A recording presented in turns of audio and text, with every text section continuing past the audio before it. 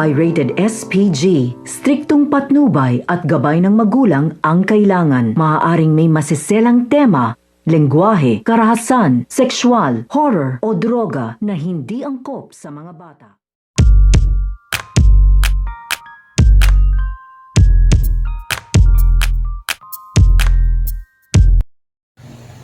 Ang pagbabalik nito nga ni Lia dito nga sa bansa. So ito nga si Lia ang gagamot nga dito nga kay Carlo Dalisay dahil ito nga si Lia ay isang ganap na doktor na nga ito at dito nga siya nadestino sa norte nung siya nga ay nagbalik dito nga sa bansa. At nakakagulat nga dito ng husto nito nga ni Lia ang kanyang magiging pasyente dito ay ito nga si Carlo Dalisay. Pero hindi nga ito kaagad makikilala dahil na nga rin sa pinsala ng ginawan pangbubugbog nito nga ni Albert dito nga kay Carlo Dalisay na halos masira na nga dito at hindi na nga makilala ang itsura nito nga ni Carlo. Kaya habang ginagamot nga dito nito nga ni Lia ay nagtataka na nga dito ito nga si Lia dahil mukhang may kamukha nga dito ito nga daw kanyang pasyente. At nung nalinis nga nila dito ang dugo sa mukha nga nito nga ni Carlo Dalisay ay dito na nga siya nagulat dahil nakita na nga niya dito na ito nga kanyang ginagamot ay ito nga si Carlo Dalisay at panaisipan nga sa kanya dito kung ano nga ang nangyari dito nga kay Carlo at kung bakit bugbog sarado nga daw ito. Kaya sa paglingon nga dito nga ni Lia ay nakita nga dito na nagbabantay ito nga mga pulis at ito nga mga black ops. Kaya napaulong nga dito ito nga si Lia at napatago nga ito pang samantala